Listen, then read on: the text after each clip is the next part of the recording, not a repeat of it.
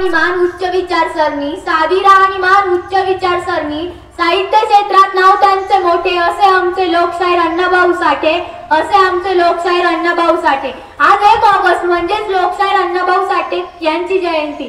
त्यांचा जन्म 1 ऑगस्ट 1920 रोजी सांगली जिल्ह्यातील वाळेगाव तालुक्यातील वाटेगाव या गावी झाला।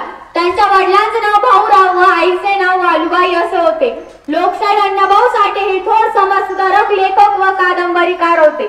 आपण अण्णाभाऊ साठेंना पोवाडे व लावणे गाणारे शाहीर म्हणून ओळखतो। फकीराही त्यांची गाजलेली कादंबरी होती। हवा वेगाने नव्हती, हवेपेक्षाही त्यांचा वेग होता।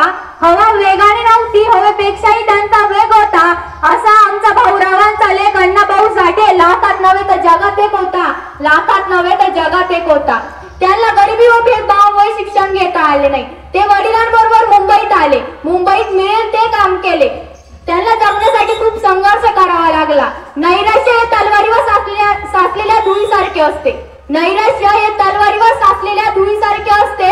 धूळ झटकली की तलवार पुन्हा धारदार बनते, अशी त्यांची विचारसरणी होती। आणि असे हे थोर समाज सुधारक 18 जुलै 1959 रोजी यांनी जगाचा निरोप घेतला। धन्यवाद।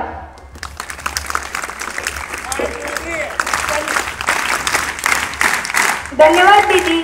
मी विनंती करतो की श्री तांबे सर यांनी आपले विचार विद्यार्थ्यांसमोर मांडावे।